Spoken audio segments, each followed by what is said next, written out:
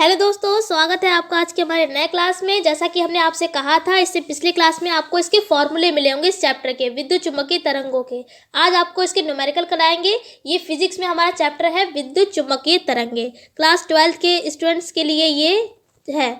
तो अब यहाँ पर आपको कुछ न्यूमेरिकल्स बताएंगे और वो एग्जाम में आते ही आते हैं। 1 नंबर में, 2 नंबर में आपसे पूछे जाते हैं और हो सकता है कभी कभार आपसे 3 नंबर में और ये कभी कभार 5 नंबर यानी लॉन्ग में भी आपसे ये क्वेश्चन पूछे जा सकते हैं। कैसे आपसे पूछे जाएंगे? 5 नंबर में अगर आएगा तो वो 2-3 पार्टों में आएगा। उसमें उस क्वेश्चन में आपको कई चीज़ें निकालने के लिए कहा जाएगा, तब वो हो सकता है आपसे लॉन्ग में भी पूछ लिया जाए। और ये बहुत ज़्यादा आसान होते हैं। पिछले क्लास में हम आपको फॉर्मूले बता ही चुके हैं। अगर आपने लर्न कर लिए होंगे तो आपको यहाँ के जो क्वेश्चंस है बहुत ज़्यादा आसान लगने वाले हैं।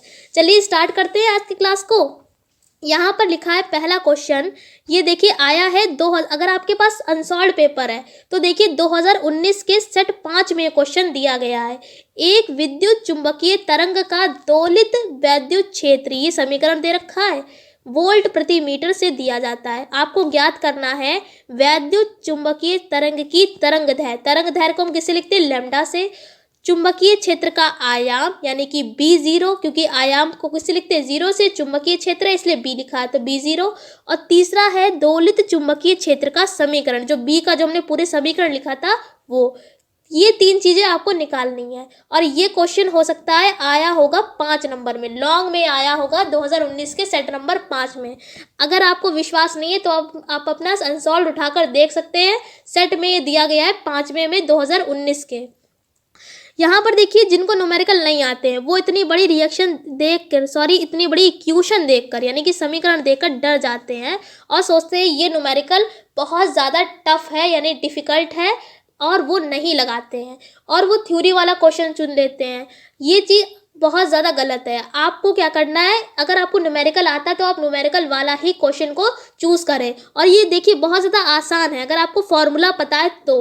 अगर फॉर्मूला नहीं पता है तो आपको भी बहुत ज़्यादा ये कठिन लगेगा, लेकिन अगर आपको फॉर्मूला पता है तो ये क्वेश्चन बहुत ज़्यादा आसान है। देखिए क्या किया है, पहले क्वेश्चन में यहाँ पर लैम्डा पूछा था। सबसे पहले हम यहाँ पर समीकरण नोट कर लेते हैं। आपने सॉल्यूशन डालिए और यहाँ पर समीकरण नोट कर लीजिए। EY बराबर 30 साइन 2 × 10⁻11 t प्लस 300 पाई x, ये समीकरण दिया गया है क्वेश्चन में। जब हमने आपको फॉर्मूले पढ़ाए थे तो ये आपको कराई थी समीकरण, वहाँ पर ये समीकरण हमने लिख दी थी।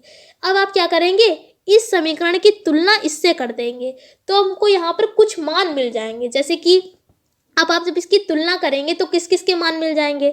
देखिए E के ऊपर EY है, कोई बात, यहाँ पर जो डिजिट होंगी उनकी हम जो मान मिल रहा है, वैल्यू जो है वो नोट करेंगे। देखिए यहाँ पर E0 के ऊपर क्या लिखा हुआ है? 30 लिखा हुआ है। E0 के ऊपर क्या लिखा हुआ है? 30 लिखा हुआ है। इसका मतलब क्या है, ये E0 का मान कितना दे रखा है? 30 दे रखा है। जब हम तुलना करेंगे, साइन के ऊपर साइन है और उसके बाद देखिए ओमेगा के ऊपर क्या लिखा है? टी की जगह पर टी ही है। ओमेगा की जगह पर क्या लिखा हुआ है? 2 × 10⁻11। तो ये ओमेगा का मान हो जाएगा 2 × 10⁻11। उसके बाद देखिए एक्स की जगह पर एक्स ही है। के की जगह पर ये देखिए हमारा है 300 पाई। क्या है? 300 पाई। तो ये के का मान कितना हो जाएगा? 300 पाई। ये हमें देखिए इस समीकरण की जब तुलना करेंगे तो ये 3 मान हमें मिल जाएंगे। अब पहला क्वेश्चन इसमें ये था कि तरंग दैर्घ्य बताइए। तरंग दैर्घ्य को किससे लिखते हैं? लैम्डा से लिखते हैं। दूसरा आपसे पूछा गया है कि चुंबकीय क्षेत्र का आयाम यानी कि B0। तीसरा आपको समीकरण निकालना है चुंबकीय क्षेत्र का। तो देखिए हमने पहला पार्ट डाला और लिख दिया, फॉर्मूला होता है K बराबर 2 पाई अपॉन में लैम्डा। अगर आपको नहीं पता है, अगर आपने वो वीडियो फॉर्मूले वाली नहीं देखी तो पहले वो वाली वीडियो जाकर देखिए, फिर तभी आपको यहाँ के फॉर्मूले समझ में आएंगे। तो यहाँ पर क्या है? K बराबर 2 पाई अपॉन में लैम्डा। यहाँ से अगर लैम्डा का मान निकालें तो लैम्डा को उधर भेज दीजिए, K यहाँ पर नीचे आ जाएगा तो हो जाएगा लैम्डा बराबर 2 पाई अपॉन में K। बस कुछ नहीं, अब यहाँ पर आपको वैल्यू पुट करनी है। 2 पाई की जगह पे 2 पाई ही रहने दिया और K का मान हमको कितना दे रखा है? 300 पाई। जब हमने कंपेयर किया तो कितना आया है? 300 पाई। पाई से पाई कैंसिल हो गया। अब देखिए 2 एकम 2, 2 एकम 2, एक इधर चला जाएगा तो 2 पंजे 10 और 0 यानी 2 से ही 150 बार में जाएगा। तो कितना आ गया? 1/150। और तरंग दैर्घ्य को हमेशा मीटर में लिखते हैं। मात्रक क्या होता है? मीटर। और अगर आप चाहें तो यहीं पर आंसर छोड़ सकते हैं, और आप चाहें तो यहाँ पर आपको पॉइंट में भी आंसर लिख सकते हैं, 0.0067 मीटर। आप जब इसको डिवाइड करेंगे तो इतना ही आएगा। आपका ये भी आंसर सही है और ये भी आंसर सही है। देखिए पहला आपका सॉल्व हो गया है, जो पहला पार्ट आपसे क्वेश्चन कर रहा था वो आपका सॉल्व हो गया है। उसके बाद दूसरा आपसे पूछा जा रहा था B0 निकालिए। अब यही सेम फॉर्मूला देखिए 2014 के सेट नंबर 4 में भी पूछा गया होगा, 1 नंबर में पूछा गया होगा, B0 का मान बताइए। सेम यही क्वेश्चन है। तो फॉर्मूला है E0 बराबर E0 अपॉन में B0 बराबर C। यहाँ से आप अगर B0 का मान निकालेंगे तो कितना आएगा, E0 अपॉन में C। उम्मीद करते हैं आपको मान तो निकालना ही आते हैं, जैसे कि अगर B0 को इधर पहुँचाएं तो C नीचे आ जाएगा इसके। तो B0 बराबर क्या हो जाएगा, E0 अपॉन में C। बस वैल्यू आपको पुट करनी है और आपका आंसर आपके सामने होगा। E0 का मान कितना है, 30, और C का मान आपको बता चुके हैं। प्रकाश की चाल कितनी होती है, 3 × 10⁸। 3 से काटेंगे तो 10 बार में जाएगा। अब ये देखिए, ये वैल्यू जब ऊपर जाएगी, ये किसकी है, 10⁸ प्लस का है। जब ऊपर जाएगा तो किसका हो जाएगा, माइनस का हो जाएगा। इस तरीके से आएगा, 10 × 10⁻⁻8। वो नीचे था तो ऊपर आएगा। तो जब भी पावर ऊपर से नीचे जाती है तो प्लस माइनस उससे चिन्ह बदल जाते हैं। अगर वो प्लस में है तो वो माइनस में हो जाती है, माइनस में है तो वो प्लस में हो जाती है। नीचे वाली पावर हमारी प्लस में थी तो ऊपर आई किसकी होगी, माइनस की।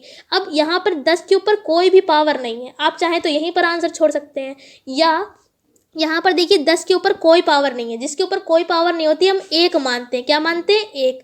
अब जब भी गुणे का निशान लगा होता है, गुणे में क्या होती है, जो घात, ये जो घातें लगी हैं ये जुड़ जाती हैं। गुणे में घातें जुड़ जाती हैं। तो 1 में से अगर माइनस के आप 8 करेंगे तो कितना आएगा, -7। तो यहाँ पर देखिए लिख दिया है हमने, B0 बराबर 10⁻⁻7। कितनी आसान तरीके से देखिए इसका आंसर निकल गया है। और मात्रक आप लगाना बिल्कुल ना भूलें, टेस्ला होता है।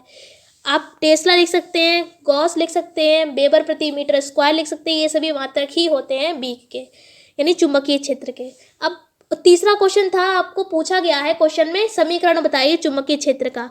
तो यहाँ पर देखिए समीकरण ये होता है, हमने आपको फॉर्मूले में ही बताया था। आपको सब बस इसके मान रखने हैं। B0 का मान आपको पता ही है, 10⁻⁻7।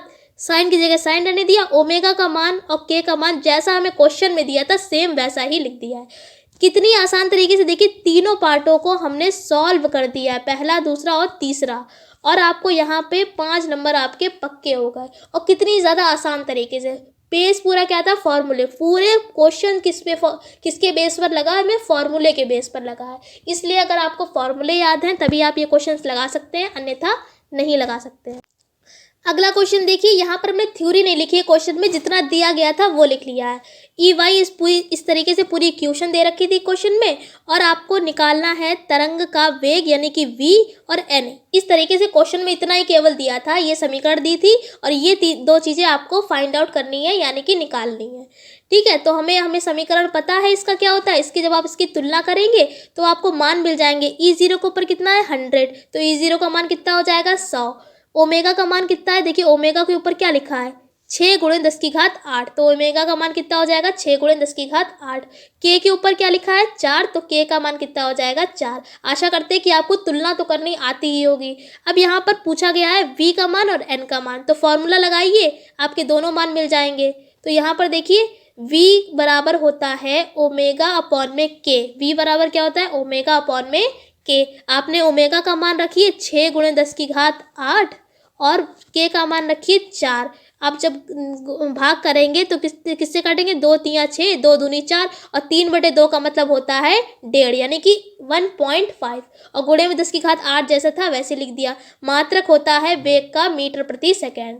ये आपका निकल आया पहला पार्ट। पहले पार्ट का आपका आंसर आ चुका है। दूसरा देखिए, दूसरे में आपको निकालना है N का मान। N क्या है, यहाँ पर अपवर्तनांक है, पहले ही आपको बता चुके हैं। N बराबर होता है C अपॉन में V। तो यहाँ पर देखिए आपको वैल्यू पुट करनी है। C का मान होता है 3 × 10⁸। ये होती है प्रकाश की चाल, और V का मान हम यहाँ पर निकाल चुके हैं, 1.5 × 10⁸। तो देखिए 10⁸ से 10⁸ कैंसिल हो जाएगा, और 1.5 दूनी होते हैं 3। 1.5 की जब आप 3 की जब 1.5 से आप भाग करेंगे तो 2 आएगा। तो N का मान आ चुका है 2। आशा करते हैं कि आपको ये सवाल अच्छी तरीके से समझ में आ गया होगा। अगला क्वेश्चन देखिए, यहाँ पर भी डायरेक्ट हमने वैल्यू ही ले रखी है। अगर आपके पास क्वेश्चन वो है आपके पास अनसॉल्व तो आप ढूंढ सकते हैं। ये क्वेश्चन आया है 2018 में, 19 में और 20 में। अगर मॉडल पेपर आपके पास है तो उसमें भी ये क्वेश्चन दिया गया होगा। यहाँ पर वैद्युत क्षेत्र का आयाम यानी कि B0 का मान दे रखा होगा। ये क्या है B0? चुंबकीय क्षेत्र का आयाम है। क्या है? चुंबकीय क्षेत्र का आयाम इतना दे रखा है 510 नैनो टेस्ला, इतना दे रखा है। और पूछा जा रहा है कि आप निकालिए, वैद्युत क्षेत्र का आयाम निकालना है। तो आप क्या करेंगे, पहले तो आपको नैनो हटाकर टेस्ला में इसको चेंज करना है। तो आप एक डायलॉग याद कर लीजिए, ये होता है, देखिए इस तरीके से आप कुछ याद कर सकते हैं वैल्यू। जैसे मिली, जब भी हम मिली को हटाते हैं तो 10 की घात -3 लगाते हैं। माइक्रो को हटाते हैं तो 10 की घात -6 लगाते हैं। नैनो को हटाते हैं तो 10 की घात -9 लगाते हैं, जो हमारा क्वेश्चन में भी है। और पिको को हटाते हैं तो 10 की घात -12 लगाते हैं। तो आप कैसे याद करेंगे, मिली माइक्रो नैनो पिको। बोलिए मेरे साथ, milli micro nano pico, milli micro nano pico. और यहाँ पर देखिए आप पहाड़ा पढ़ेंगे 3 का, 3 एकम 3, 3 दूनी 6, 3 तिया 9, 3 चौक 12। 3 का पूरा पहाड़ा ही है, माइनस में सारी वैल्यू चल रही है और 10 की पावर है। तो देखिए मिली माइक्रो नैनो पिको।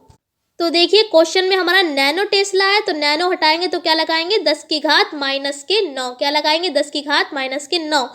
आपको अगर स्क्रीनशॉट लेना है तो ले सकते हैं, हम इसको अब इरेज कर देते हैं। यहाँ पर आपको क्या करना है, अब नैनो हटाया, 10 की घात -9 लगा दिया, ये हमारा टेस्ला में बदल गया है। आपको ये क्वेश्चन में नहीं दे रखा है, केवल क्वेश्चन में आपको दे रखा है चुंबकीय क्षेत्र का आयाम दे रखा है 510 नैनो टेस्ला, और आपसे पूछा गया है वैद्युत क्षेत्र का आयाम बताइए।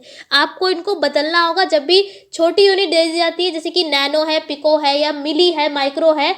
अगर जब आपको ये सारी चीज़ें दे दी जाती हैं वैल्यू में, तो आप इनको चेंज करके ही आप क्वेश्चंस लगाएंगे। जैसे कि यहाँ पर नैनो था, जब हमने इसको टेस्ला में चेंज कर लिया है तभी हम इस क्वेश्चन को लगाएंगे, वरना ये क्वेश्चन आपका गलत हो जाएगा। तो फॉर्मूला होता है E0/B0 बराबर C, यही तो होता है। B0 को आप उधर भेज दीजिए तो क्या हो जाएगा, E0/B0 गुणे में C, E0 बराबर B0 गुणे में C। तो देखिए फॉर्मूला लिख दिया है हमने। बस आपको यहाँ पर अब वैल्यू पुट करनी है। B0 की वैल्यू कितनी है, 510 गुणे में 10 की घात -9, और गुणे में C की वैल्यू कितनी होती है, यानी C का मान होता है 3 गुणे में 10 की घात 8।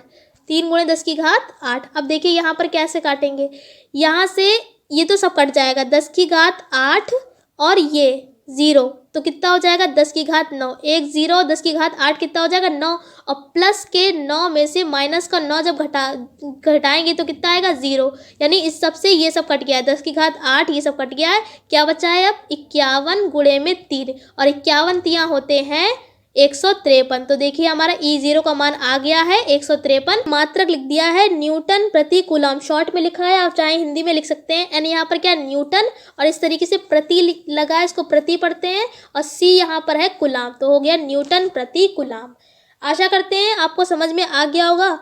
अगला देखिए, ये देखिए आया है 2020 के सेट नंबर 6 में क्वेश्चन। आपके पास अगर अनसॉल्व है तो प्लीज़ चेक करिए। 2020 के सेट नंबर 6 में क्वेश्चन आया है, 30,000 एंगस्ट्रॉम तरंग दैर्घ्य वाली वैद्युत चुंबकीय तरंग की आवृत्ति ज्ञात कीजिए। यहाँ पर देखिए ये जो लिखा है एंगस्ट्रॉम, इसको बोलते हैं हम एंगस्ट्रॉम। अब जब एंगस्ट्रॉम हटाते हैं तो 10 की घात -10 लगाते हैं, ठीक है। तो यहाँ पर ये दिया है तरंग दैर्घ्य। तरंग दैर्घ्य को हम किससे लिखते हैं, लैम्डा से। तो यहाँ पर लिख लिया है लैम्डा बराबर है 3,000 एंगस्ट्रॉम। एंगस्ट्रॉम को हमने हटाया, 10 की घात -10 लगा लिया है। अब चाहे यहाँ पर मीटर भी लिख सकते हैं, क्योंकि लैम्डा यानी तरंग दैर्घ्य हमेशा मीटर में नापते हैं, मीटर में होती है। और यहाँ पर पूछा क्या जा रहा है, आवृत्ति। तो आवृत्ति को लिखते हैं न्यू से। कैसे लिखते हैं, न्यू इस तरीके से बनता है। तो आप यहाँ पर क्या करें, यहाँ पर मिस्टेक होगी, एन नहीं लिखेंगे, यहाँ पर न्यू लिख लीजिए। New is the find out. Formula हमने आपको बताया है, न्यू बराबर C अपॉन में लैम्डा। न्यू बराबर C अपॉन में लैम्डा, न्यू बराबर C अपॉन में लैम्डा। तो यहाँ पर आप क्या करें, इस n को हटा के न्यू लगा लीजिए। क्या लगा देंगे, न्यू। न्यू बराबर C अपॉन में लैम्डा। अब क्या करना है, आपको केवल मान रखने हैं। C का मान होता है 3 गुणे 10 की घात 8, लैम्डा का दे रखा है 3,000 गुणे में 10 की घात -10। अब देखिए 3 जीरो हैं, 1 2 3, कितने जीरो हैं, 1 2 3। तो 10 की घात 10 में से 3 जीरो हटा देंगे तो कितना आएगा, 10 की घात 7 आ जाएगा। कितना आएगा? 10 की घात 7। तो यहाँ पर लिख लेते हैं 10 की घात, नीचे बचे हैं 10 की घात माइनस के 7 और ऊपर हमारा चल रहा है 10 की घात 8। 3 से ये 3 के भी कैंसिल हो जाएगा। जब ये 10 की घात ऊपर जाएगा तो किसका हो जाएगा? प्लस के 7 हो जाएंगे, क्योंकि हमने आपको बताया है कि जब भी पावर ऊपर नीचे होती है तो माइनस चिन्ह में जो प्लस माइनस होते हैं वो चिन्ह बदल जाते हैं। देखिए यहाँ पर लिखा भी है 10 की घात 8, जब ऊपर जाएगा तो किसका हो जाएगा? प्लस का 7 हो जाएगा। और गुणे में तो घातें जुड़ती हैं, आपको बता चुके हैं। तो 8 और 7 जुड़ के कितना हो जाएगा? 15। तो 10 की घात कितना आ जाएगा? आंसर 15। यही आपका आंसर है, 10 की घात 15। आशा करते हैं कि आपको ये समझ में आ गया होगा। आज की क्लास में बस इतना ही। हम आपसे फिर मिलते हैं इसके और न्यूमेरिकल्स के साथ। कुछ न्यूमेरिकल इसमें और आपको कराएंगे, फिर ये जाके पूरा चैप्टर आपका कंप्लीट हो जाएगा, क्योंकि अगर इसमें बताएंगे तो थोड़ी सी वीडियो और ज़्यादा बड़ी हो जाएगी। इसलिए आज की क्लास के लिए बस इतना काफ़ी है। हम आपसे फिर मिलते हैं एक ऐसे ही क्लास के साथ। तब तक के लिए जय हिंद, जय भारत, धन्यवाद।